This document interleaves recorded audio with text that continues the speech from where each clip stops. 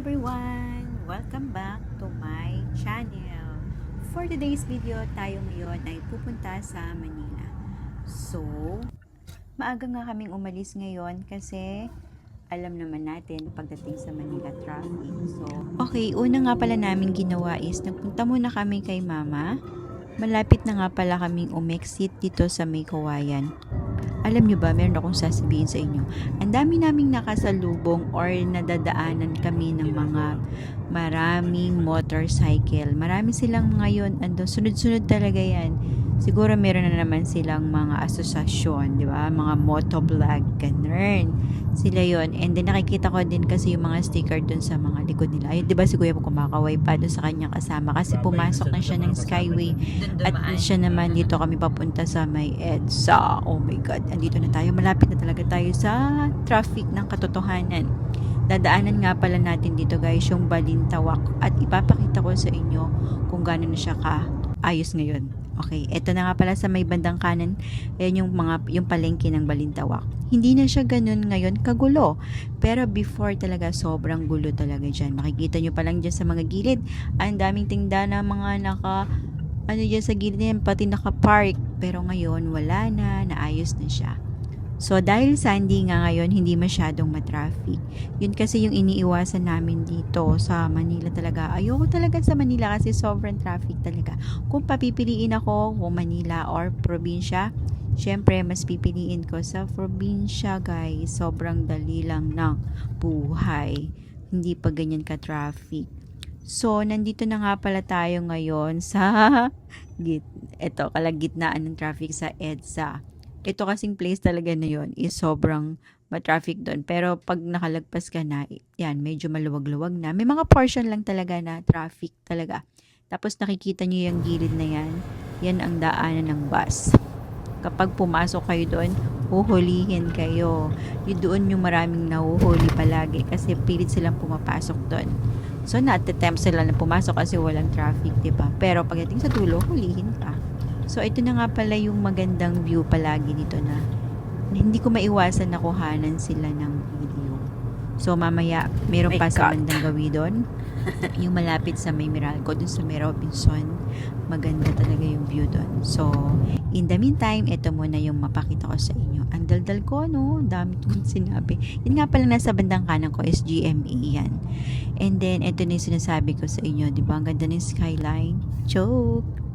Maganda naman talaga actually. Kaya lang, syempre, di ba dahil nga sa sobrang dami na ng sasakyan dito sa Manila is nakikita nyo naman siguro yung kalangitan, di ba? Ang dami na niyang mga usok dito, usok everywhere. So, dito sa Manila, sobrang dami ng pollution talaga. Hindi na talaga maiwasan yan.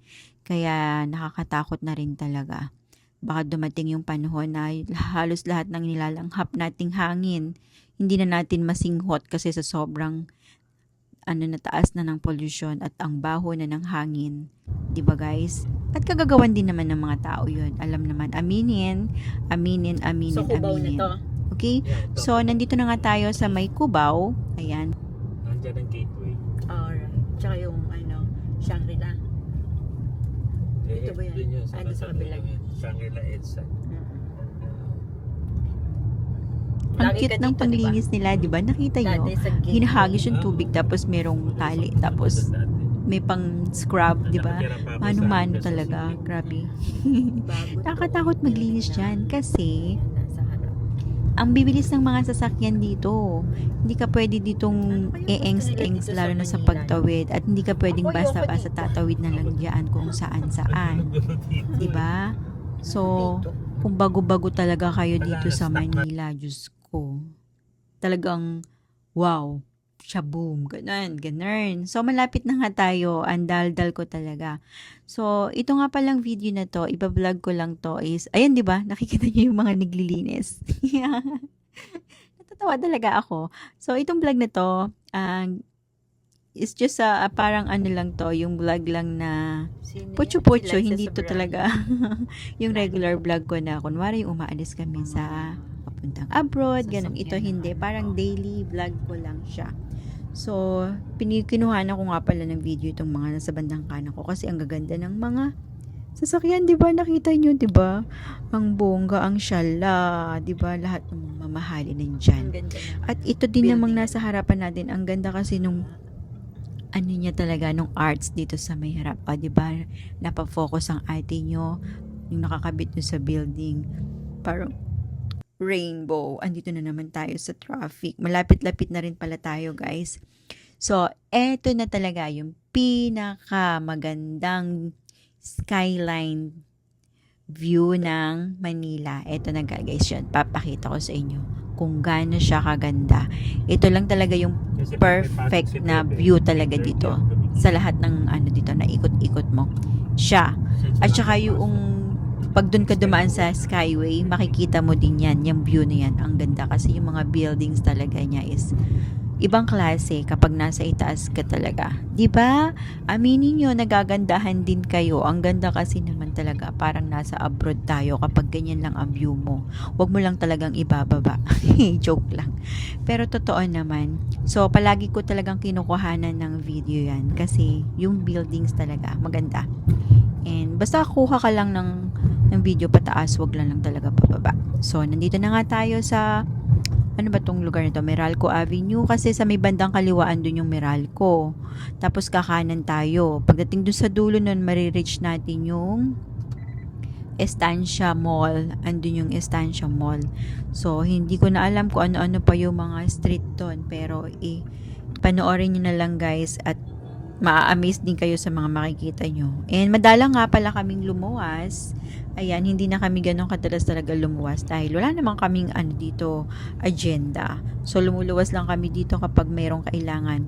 Like magde-dentist kami or merong mga dinner with friends or kailangan lang namin talaga maglinis ng condo or ano pa ba, aalis kami, pupunta kami sa abroad, yung mga ganun.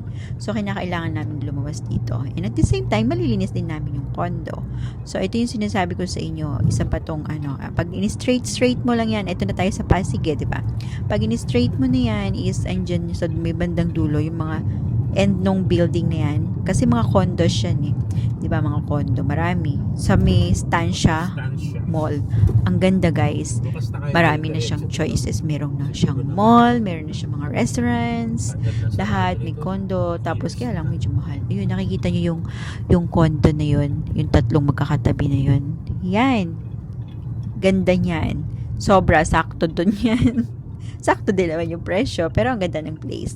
Ayan, lakas talagang makasosyal. Ayan, di ba? So far, so good. Walang traffic kasi Sunday. So, tips lang guys, kung meron kayong mas magandang luluwas talaga pag Sunday. Usually kasi pag lumuwas kami ng Sabado, inaabutan pa rin kami ng traffic. Ayan yung sinasabi ko sa inyong Estancia Mall, 'di ba? Ang ganda. 'Di ba naman? Diyan nga pala kami kakain ng lunch. Ipapakita ko sa inyo kung saan kami kakain. Yang pagdating mo sa kanto na yan, parang siya, may pa-curve. Kapag kumurve tayo pa kanan at dumiretso tapos kakanan ulit tapos may lilikuan papunta dun sa condo yon, Mandaluyong. Pero dahil nga kakain muna tayo at meron lang naman tayong kukuhanin na importanteng mahalagang bagay dito sa Pasig, kukunin lang namin yung mga Shopitas na ipangririgalo sa mga doctors. So dito yon. Okay, in the meantime, tara, samahan nyo muna kami. Kakain tayo ng lunch dito. So, see you later. Bye! So, ayan na nga, nandito na tayo sa, kung saan tayo pwedeng mag-park.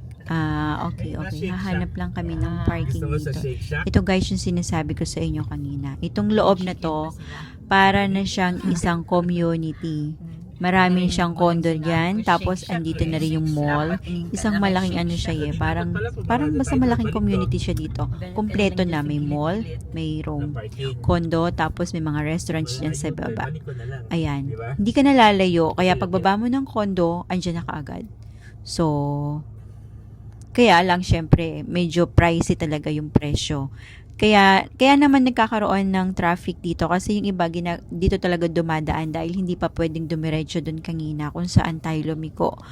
dun sa may sign na estansya kasi nga ginagawa pa po. Actually, tagal lang ginagawa nun pero hindi pa siya tapos. So, ayan, dahil nga tanghali na talaga is parang, anong oras na ba to? Mga past 12, parang ganun, kakain na, marami nang kakain talaga, kaya medyo traffic na rin. At saka mahirap talagang humanap ng parking dito. Diyan kami dapat kakain, yan ang aming first choice. Yang Sentro, 17, ano ba yan? Ewan ko ba? Hindi ko nakita 1771 ba yun? Ewan ko. Tapos, masarap yung food dyan. Filipino food dyan. Ang specialty nila dyan is corned beef sinigang. So, dahil nagbago nga po ang isip namin, dito na lang po kami ngayon kakain sa So, we're here now Tipsy in Pig. At, ang tawag ito, Tipsy Pig. Magpapaka-tipsy muna tayo. Kasi lunchtime na. So, nandito na lang kami kumain. So, dahil andyan lang yung parking namin sa gilid, may kukunin lang kasi kami dito na siopaw na ipamimigay sa mga friends and doctors. So, dito namin kinukuha siya every December. So, today is December 14. So, ayan. Dumaan muna kami kay Mama. Umalis kami ng bahay, mga past 8. Dumating kami kay Mama ng 10 a.m.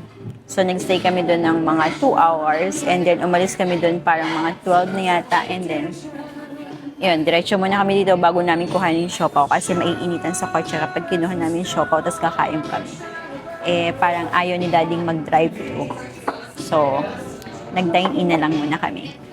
So, yun lang. Ito yung naisip namin, dalawang choices na pinagpipilian namin kakainan. Actually, 3. Original choice namin is dito sa ang pangalan na to, yung tabi lang na to, yung parang Filipino food restaurant. And yung Shake Shack, nakita nga namin along the way. Tapos, nung nandito na kami sa parking, decide ako, sabi ko, dito na lang kaya kasi konti lang yung tao. Kasi dun sa kabilang side is maraming tao, maraming pila. So, baka mahirapan kami humanap ng table. Dahil nga meron kaming hinahabol na oras to pick up the siopaw. So, sabi ko, dito lang tayo kasi konti lang yung kumakain. And at the same time, masarap naman din yung food nila. So, yun. Dito kami nauwi. So, yun yung order namin. Ilalagay ko na lang dyan mamaya. At kung gusto nyo rin kumain, para makita nyo na kaagad yung mga menu and prices. So, Capital Commons itong place na to. Maraming condos, mga shops and restaurant na rin. May mall na rin dito, yung Estancia Mall. Yes, yun. Yes, so, finally, dumating yung order namin. Ang umorder niyan is si Daddy. Itong in-order namin na to is fish and chips. Okay. 2 pirasong fish at saka meron siyang side dish na potato wedges and french fries. So, ang order ko naman is tissue. grilled salmon steak. Okay siya? Tapos, meron siyang mashed potato and vegetables on Malaking the side. Pero dahil wala pa nga yung order ko, sabi namin, mag-share na lang muna kami. And then, pag dumating yung order ko, then share ulit kami. Yun lang. Medyo matagal din kasi yung serving nila. Kahit ko onti pa naman kumakain. Okay. Ayun, yun lang. So, tara kain. Enjoy watching, guys. Hatiin ko muna. Kain na rin. Texture? Ano, Daddy? Masarap ba? Okay daw. And try natin yung drink.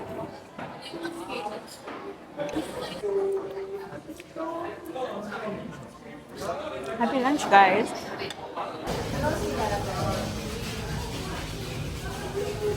May nakikita akong langaw. Ang tawag ito, grilled salmon steak. So, here's my food. Look at this. Ay, nawala ba? Yung pesto na pagkalasa nyo.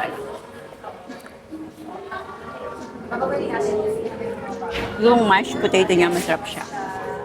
Sakto yung lasa niya. Hindi siya nakakasukuman. O, naman. Gawin natin siyang pinaka-sauce. Crispy pata.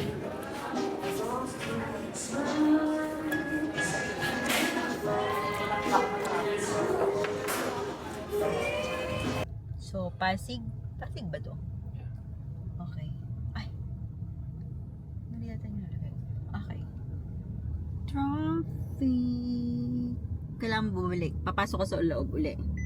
Ikot na lang ako. Oo. Okay. Oh, why?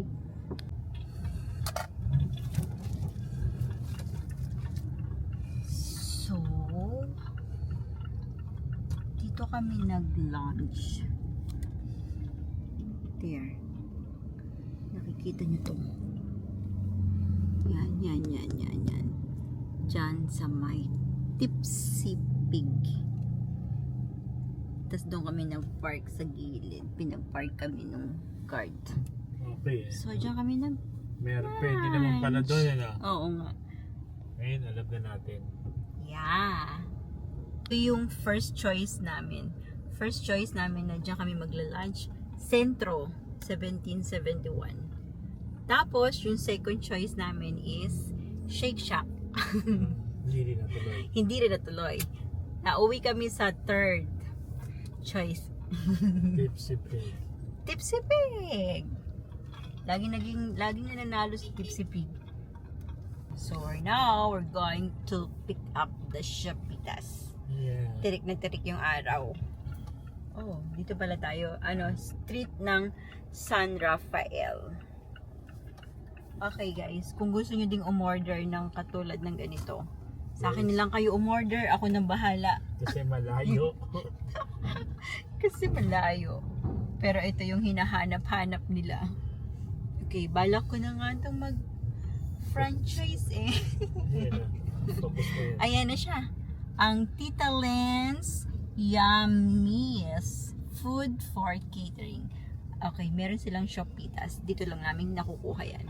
And it says closed. What? And that's the Shopitas. Shopitas. Okay, 1, 2, 3, 4. Bawat isang plastic, parang ilang piraso bawat isa? 5? Ito na ba? Meron pa. Diyan sa baba. Okay, dyan sa baba. Meron pa yan. 5 pieces ba? 5 boxes. 45 yan eh. Okay, 45 boxes yan. Shopitas. So, ganito yung itsura niya. Okay. Diyan sa middle. Okay. More. Oh my gosh, it's so heavy. Pwede mo siya ipatong. Actually. Oo. Okay. Pwede. Pwede. Patong Yeah. na lang. Okay. Pwede. Sa baba yung isa. Baka mapipi eh, no? Yeah. How about like this? Ay, hindi pala kasya. Yan. There you go. 45 boxes. My God. Ito yung wallet ko paabot. Okay. Tapos ang total. Ah. Grabe. Dinadayo pa namin talaga dito yan. Malapit sa may condo namin. Dito yan. Ito yung mga Shopitas. Diba? Masarap siya kasi. Yes. Ayun yung mga binibigay namin sa mga kapwa doctors ni daddy na mga ka-work. Ayan. So, ayan mga itsura ng Shopitas na yan. 45 boxes. Yung iba dyan, para sa friends.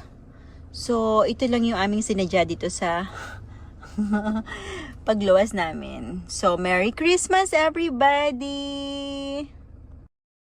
So, yun na nga. Yun ang kwento. Lumuwas kami ng mga 8:30 a.m. Madaming nagawa. So, nakuha na namin yung... 20,700. Okay, 20,000?